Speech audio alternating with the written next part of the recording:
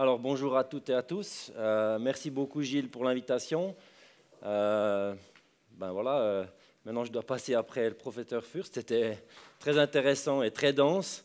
Alors moi, au contraire de lui, j'étais très motivé de cette journée parce que j'ai la chance de pratiquer à la maison. Les gens amènent les chevaux chez moi et ça me permet de voir vraiment des gens et des chevaux de tous horizons.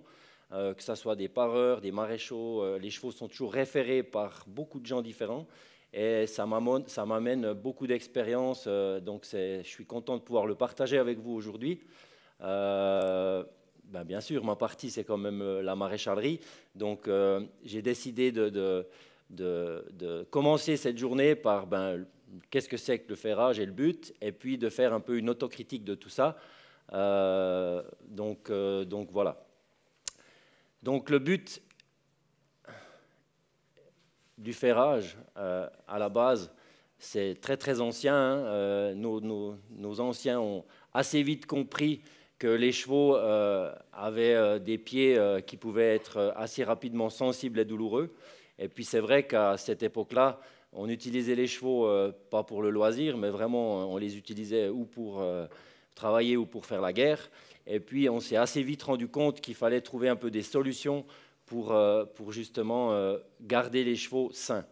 Donc, vous voyez, on n'a rien inventé avec nos boots actuels. C'était déjà un petit peu dans l'idée de mettre quelque chose sous les pieds des chevaux. Et puis, assez vite, la maréchalerie a quand même évolué. Hier soir, on a vu dans un livre très ancien que les villages avec un bon maréchal, c'était les villages heureux. C'est vrai que le maréchal Ferrand, la personne qui s'occupait des pieds des chevaux, c'était quelqu'un de très important dans la société, encore un peu maintenant, mais plus à l'époque. Et puis, on a vu qu'il y a déjà toute une ferrure, donc déjà un tout petit peu dans les formes qu'on a maintenant, qui consistait principalement à protéger la paroi. Voilà, on est d'accord ou pas, mais c'est quand même une partie anatomique du pied où le cheval pose.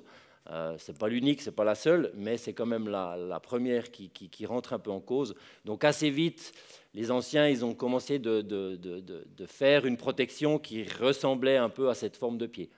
Et puis, assez rapidement aussi clouer, parce qu'ils se sont bien rendus compte que les lacets, les chaussures un peu attachées comme ça, il n'y avait pas le velcro, il n'y avait pas les cols, il n'y avait rien, donc ça tenait qu'à moitié. Donc assez vite, ils ont commencé de mettre des clous dans les pieds. Voilà. Ce n'est pas d'aujourd'hui, mais c'était déjà bien efficace. Et puis on se rend compte qu'après, au fil du temps, au fil des années, le fer, il a peu évolué en définitive. Ça reste une protection relativement liée à la paroi. Alors effectivement, il y a beaucoup de matières qui sont arrivées sur le marché. On a des fers en aluminium, des fers en acier. Il y a tout un tas de matières qui sont un peu développées, même un petit peu des essais de fer articulé, parce que c'est vrai qu'on a assez vite compris que le mouvement du pied était important. Mais c'est vrai que si on réfléchit, c'est un métier qui reste avec peu d'évolution, très artisanal, où on doit s'adapter à chaque cas, chaque cheval, chaque pied. Des fois, sur un même cheval, on doit faire des choses différentes d'un pied à l'autre. Donc voilà. Donc le rôle quand même primaire de la maréchalerie, avec ses défauts, c'est de protéger l'usure de la corne.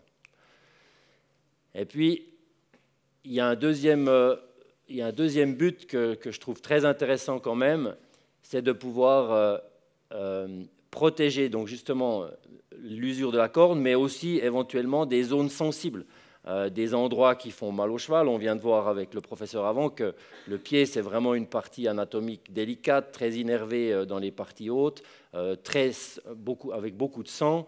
Et puis c'est vrai qu'à des moments, on est bien content de pouvoir mettre quelque chose qui protège un endroit un peu douloureux, même si c'est que momentané. Mais c'est une bonne aide dans la gestion et dans le bien-être du cheval. Et puis, là aussi, j'ai quand même pas mal d'expérience à ce niveau-là, parce que j'aime bien ça. On arrive à faire vraiment des belles choses dans les corrections d'aplomb, d'angle, surtout sur les jeunes sujets, hein, bien sûr, tout ce qui est poulain, tout ça, on verra dans la journée. J'ai intégré pas mal de cas où on voit que la maréchalerie, c'est pas forcément que négatif, il y a aussi pas mal de choses qui apportent vraiment du confort, du positif, en tout cas sur une période donnée, qui n'empêche pas d'être pieds nus après. Donc c'est vrai qu'il y a tout un tas de systèmes maintenant d'extension, pour un tout petit peu essayer de parer la nature, quoi, de faire le tuteur. Si vous plantez un arbre dans votre jardin qui va pousser un peu de travers, vous lui mettez facilement un tuteur pour lui donner un peu la direction, quitte à l'enlever après. C'est un tout petit peu la même réflexion.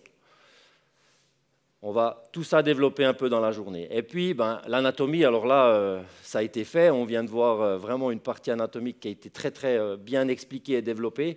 Mais je vais quand même la repasser rapidement. Donc, de mon côté, voilà, qu'est-ce qu'on a dans un sabot? C'est principalement la boîte cornée, c'est ce qui enveloppe toutes les structures internes, les os, qui sont quand même vraiment importants de savoir repérer et comprendre un peu comment ça se passe là-dedans, tout ce qui est tendons, ligaments, tissus mous. Et puis, voilà un tout petit peu comment tous les jours je collabore avec les vétérinaires. C'est que maintenant, avec tous les systèmes qu'on a de tablettes, de dessins, de trucs, ça permet de localiser, de visualiser les choses. Et puis, comme on l'a vu tout à l'heure avec le professeur Fürst, il y a beaucoup de structures anatomiques, mais les principales au niveau de la maréchalerie sur lesquelles on a vraiment une influence directe, voilà, c'est un peu ce qui est représenté, c'est tout ce qui est fléchisseur, extenseur, les collatéraux. Et voilà, ça c'est vraiment les parties qu'on doit absolument connaître et surtout qu'on doit arriver à échanger, à discuter avec les autres corps de métier, vraiment parler le même langage, quoi. Alors, la perfusion du pied, là, je suis content parce qu'il a fait beaucoup d'anatomie, mais pas une immense explication sur la perfusion du pied. Alors, moi, je n'ai pas du tout la prétention de savoir exactement comment tout marche, mais c'est vrai que la perfusion du pied, du fait que malheureusement, j'ai beaucoup de cas de fourbure, je m'y intéresse beaucoup, ça me donne beaucoup à réfléchir. Et puis, en fait, cette perfusion du pied, avec tout ce qu'on a vu des lamelles, de toutes ces parties anatomiques qui sont vraiment liées les unes aux autres, en fait, c'est vraiment cette perfusion sanguine, cette pression sanguine qui maintient un peu toutes ces structures ensemble et saines. C'est ça, un cheval qui a une bonne perfusion du pied, il aura une bonne pousse, il n'aura pas de problème de mouvement de troisième phalange, il aura aussi une bonne guérison sur une blessure. On sait que la guérison, c'est quand même le sang qui est la première raison d'une bonne guérison. Donc c'est vrai que cette pression sanguine, on va en parler un peu. Et puis tout en bas, à droite, on voit ici cette image qui est super chouette. C'est en fait une radiographie auquel donc ça s'appelle un vénogramme. Et en fait, on injecte un liquide de contraste. On a très peu de temps pour faire plusieurs clichés. Et ça nous permet de voir, vraiment d'apprécier la perfusion qu'on a dans le pied. Donc c'est vraiment quelque chose qui est très représentatif. Vous imaginez là tous les petits vaisseaux, toutes les petites artères qu'on a vues avant sur une image qui est très parlante. Alors comme ça, vous ne savez pas s'il y a une bonne perfusion dans ce pied ou pas. Ça demande beaucoup d'expérience et il faut se faire aider par les gens qui savent lire ces images. Mais en cas de fourbure, en cas de problème de pousse de corne ou tout ça, c'est vraiment des informations qui vous donnent peut-être une explication qui vous dit ouais, ça ne pousse plus parce que voilà, on n'a pas une bonne perfusion ou alors on a ceci, cela. Pourquoi je m'attarde un peu là-dessus? Parce que cette perfusion du pied, elle peut être dérangée par une ferrure, mal adaptée, ça c'est clair, mais elle peut aussi être complètement perturbée par un sabot nu, trop court, ou dans une mauvaise position. Voilà. Donc c'est vrai que cette perfusion du pied, elle peut vite être perturbée par plein de facteurs, que ça soit vraiment artificiel ou naturel. Il y a aussi des conformations de pied qui donnent une perfusion du pied un peu compliquée à manager.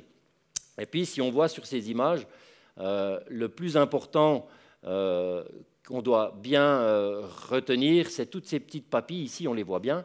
Là, sur l'image un peu agrandie. C'est vrai qu'après, si vous faites un vénogramme sur un cheval qui a un problème de perfusion, qui a un manque de saule, qui a un manque de protection, patati, il n'y a plus tout ça. Et vous avez déjà un grand problème dans la santé du cheval. Et vous savez que vous allez vous allez dans la direction un peu de problème.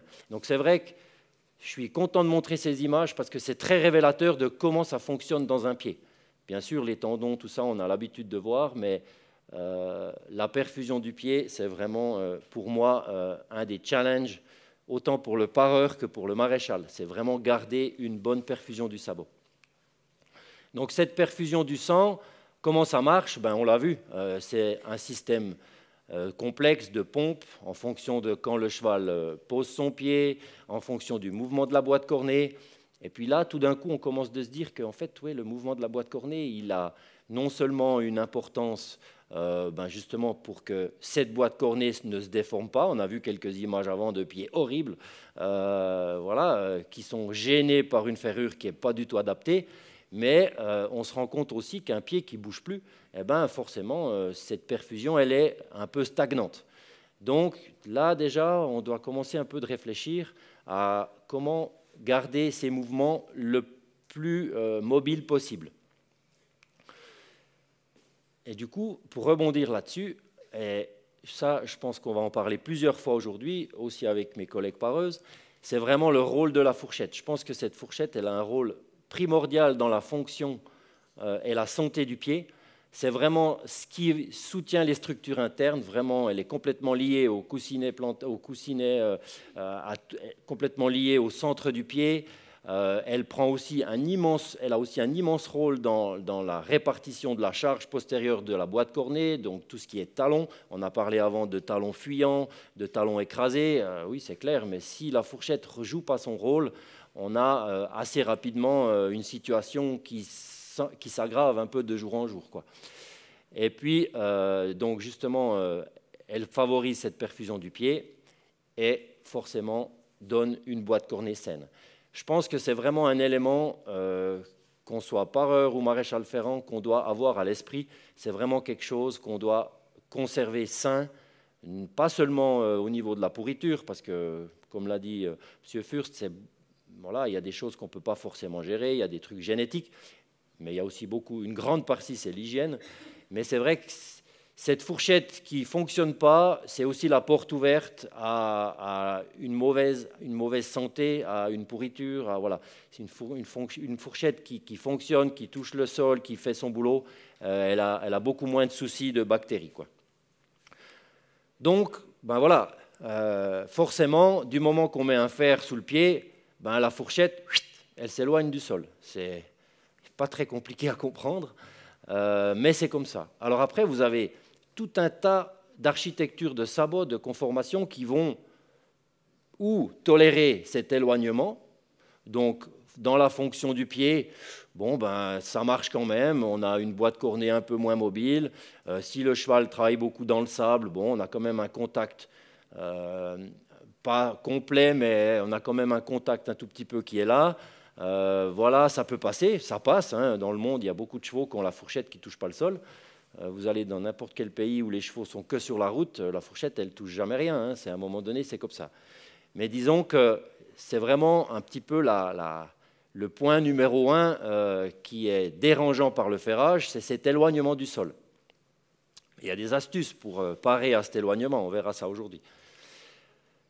Mais il y a aussi des pieds nus qui sont comme ça. Vous voyez, sur cette image, j'ai eu la chance d'avoir un pied nu il n'y a pas longtemps. J'en ai profité pour faire la photo. J'ai dit, en fait, il n'y a pas que le ferrage qui fait que la fourchette ne bouge plus. Là, vous allez me dire, oh, mais il a tellement de pieds et tout ça. Oui, c'est vrai. Mais après, à un moment donné, pourquoi la fourchette n'a pas suivi? Il n'y a pas une règle ultime. Mais concrètement, on voit bien que la fourchette, dans ce cas-là, qui est un cheval qui n'a pas de fer, elle ne joue pas non plus son rôle. Donc là aussi, ça donne encore des autres pistes, des autres manières de réfléchir, se dire, ouais, ok, il n'a pas de fer, mais la fourchette ne marche pas. Voilà, ça va donner un petit peu des réflexions pour comprendre le mécanisme du pied. Et puis là, par contre, c'est un peu la pire situation, parce qu'on a vu avant qu'avec le fer, la fourchette reste un peu suspendue, elle ne touche pas le sol, donc elle fonctionne moins, mais il n'y a pas d'effondrement. Par contre, sur la photo de gauche, qu'est-ce qui s'est passé là? en fait, la fourchette, elle a collapsé. Elle est descendue pour se dire, non, non, mais moi, je veux toucher le sol. Et la structure du pied, peut-être pas très forte, peut-être un peu trop souple, peut-être un peu, voilà, 1000 raisons, fait que cette fourchette coule. Et du coup, là, on a après un problème, justement, de soutien interne central de la boîte cornée. Alors ça, c'est vraiment pas idéal, parce que, oui, la fourchette touche le sol, mais à un moment donné, ce n'est pas de la manière qu'on voudrait. On voudrait quand même toujours être, comme sur la photo de droite, sur des talons et une fourchette qui sont relativement sur le même plan.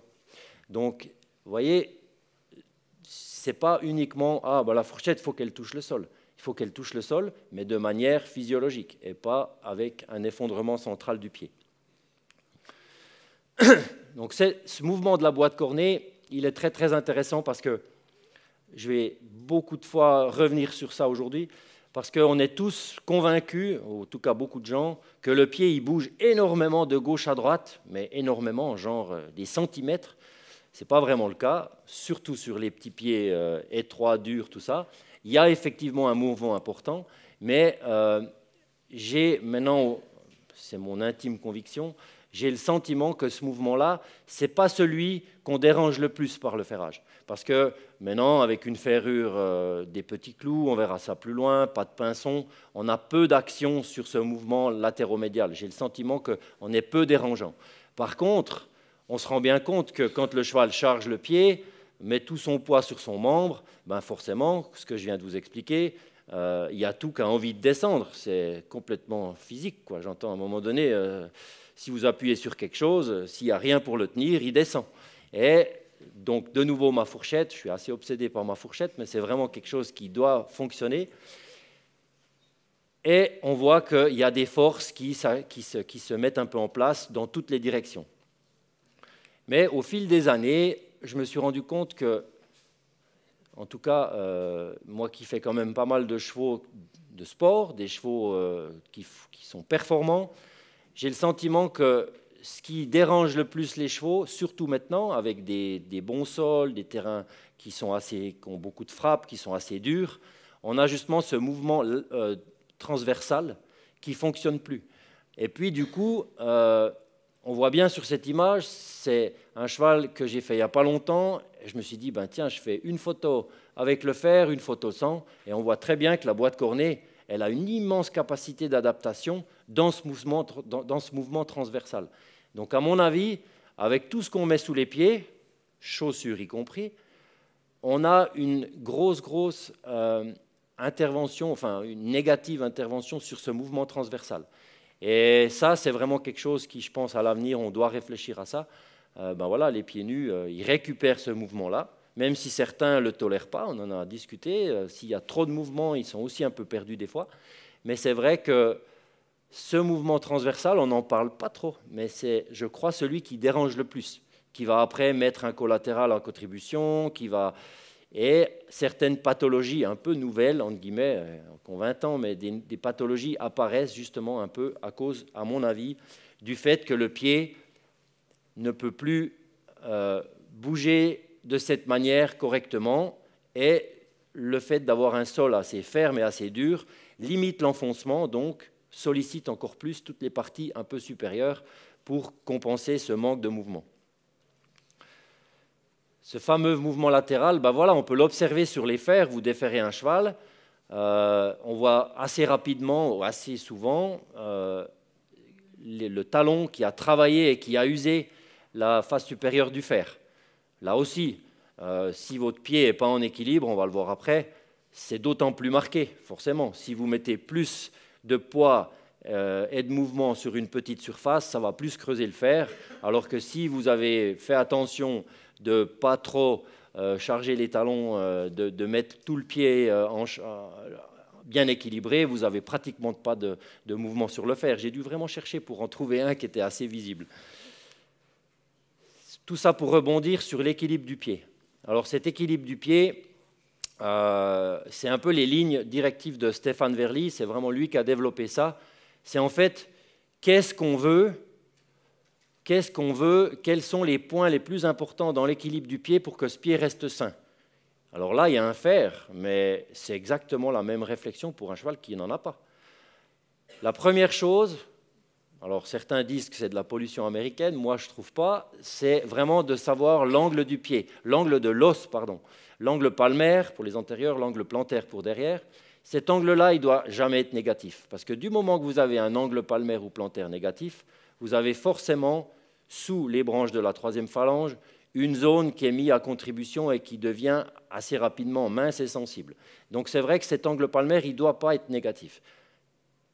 Combien il doit être positif, je ne peux pas répondre. C'est complètement lié à la conformation du cheval, à l'angle de l'os, à plein de choses, plein de paramètres, mais ça ne doit pas être négatif. Ensuite, il y a le point de roulement. Et ça, si vous observez un cheval pieds nus, il a toujours un point de roulement.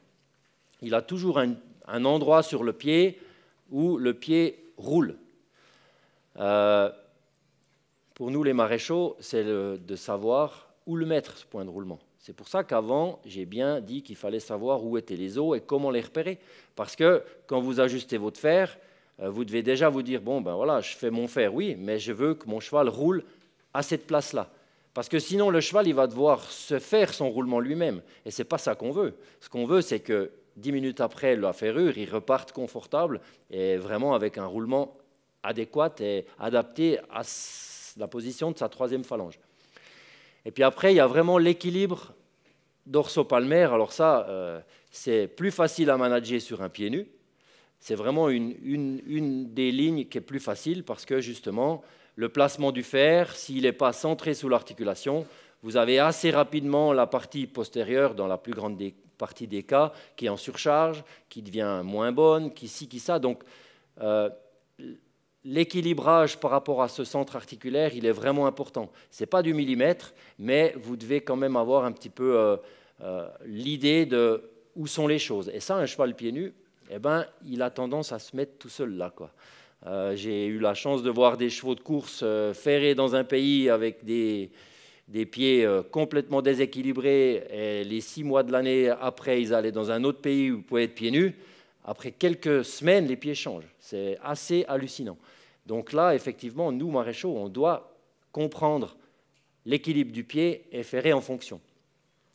Et puis après, le point le plus important, à mon avis, parce qu'en définitive, on est là pour parler du bien-être du cheval, et un cheval qui n'a plus une profondeur de saule suffisante, c'est assez rapidement un cheval qui est plus très heureux. Et puis, alors voilà, on ne parle pas des conditions, on parle de rien, ça sera plus tard, mais c'est une constatation. Si vous n'avez plus une profondeur de saule suffisante, rappelez-vous les petits papilles de la circulation sanguine, s'il n'y a plus la place pour tout ça, vous avez rapidement un cheval qui devient douloureux, sensible et qui n'a plus trop envie de faire ce qu'on lui demande. Et puis les fameux talons, alors ça c'est la grande discussion qui revient toujours. Oui, mais il n'a pas de talons, oui, mais oui, oui. Oui, effectivement, un cheval, il a les talons qu'il doit avoir. Vous n'allez jamais avoir beaucoup de talons sur un cheval qui a un angle d'os de la troisième phalange très bas. Voilà, c'est une conformation. Ce qui est important dans les talons, c'est qu'ils soient à leur place, sains et à leur place. Ce n'est pas qu'ils soient haut ou bas, c'est qu'ils doivent être à leur place. Et tous ces points-là font l'équilibrage du pied. Ce n'est pas très compliqué. En définitive, vous prenez ça, vous réfléchissez, tac, tac, tac, tac, et puis assez rapidement, vous voyez quel point peut éventuellement ne pas être bien. Et puis, si vous l'avez repéré, vous savez déjà un petit peu comment vous allez essayer de l'améliorer. Ça peut être avec un fer. Hein. S'il n'a pas de saule, ça peut être avec un fer ou une protection, quoi. Alors voilà, voilà, c'est clair que certains chevaux, beaucoup de chevaux, je pense qu'en Suisse, on a une chance énorme d'avoir des maréchaux compétents, des gens qui sont quand même formés, mais dans beaucoup de pays, ils font comme ils peuvent. Hein. À un moment donné, comme je vous ai dit avant, le cheval, ils doivent pouvoir l'utiliser à ce qu'ils ont pensé faire avec.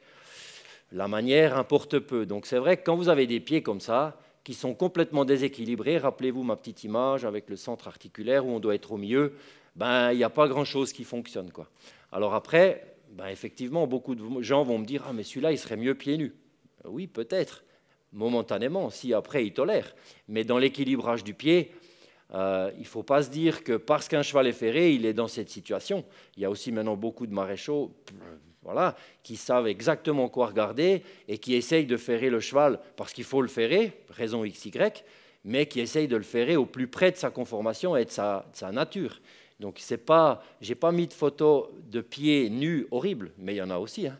Il y en aura cet après-midi.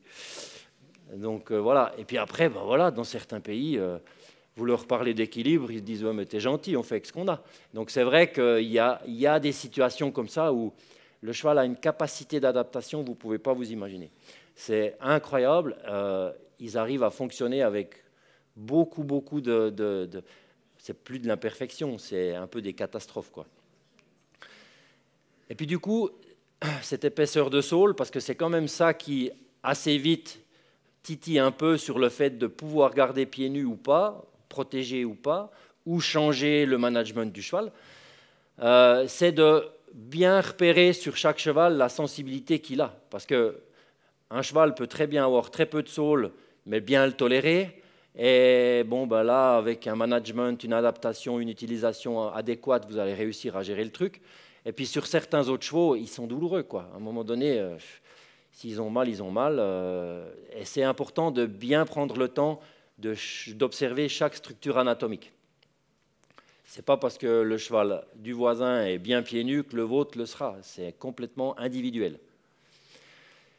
Puis après, ben justement, par rapport à toutes les maladies du pied, il y a des signes qui peuvent apparaître, qui vous disent, bon, ben voilà, c'est rouge de partout, mais ce n'est pas forcément parce qu'il est pieds nus. Il peut avoir marché sur un caillou, il peut avoir eu un trauma interne de la boîte cornée qui pigmente la corne et qui va partir avec le parage. Mais vous avez aussi beaucoup de chevaux ferrés qui ont ces problèmes de blême et de pression. Parce que justement, le ferrage implique un déséquilibre potentiel de la boîte cornée, suivant comment le fer est mis. Et du coup, vous pouvez avoir exactement les mêmes symptômes et les mêmes trucs, quoi. Donc c'est vrai que ce n'est pas du tout à mettre dans c'est rouge, c'est pieds nus ou c'est ferré, c'est complètement mixte.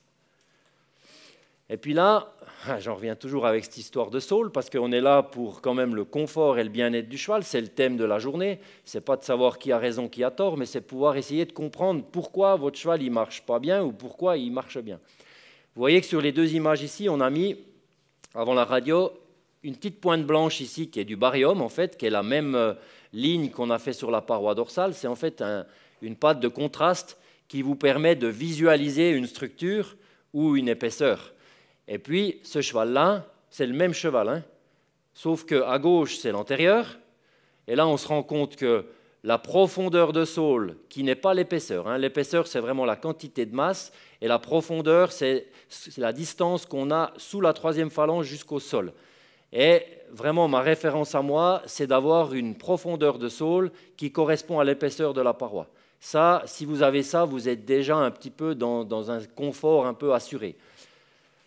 Et là, on se rend compte que sous la troisième phalange aux antérieurs, il a une certaine masse, il a du pied. Il va très bien sur les antérieurs, ce cheval.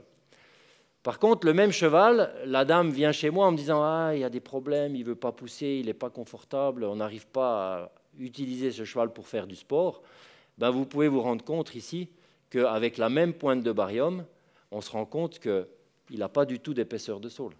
Donc, repensez à mes petits vaisseaux là, que je vous ai montrés avant. Ben, il n'y a plus la place pour tout le monde là-dedans, quoi. Et c'est assez trompeur des fois, parce que vous allez le voir plus loin, on va revoir ce cheval, visuellement, autant devant que derrière, il vous pourrait avoir du pied. Vous dites, ben, il est super ce cheval, il est top pieds nus.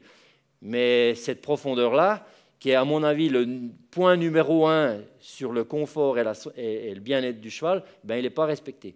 Donc ce cheval-là, il est reparti ferré et protégé derrière et pieds nus devant. Ça marche aussi.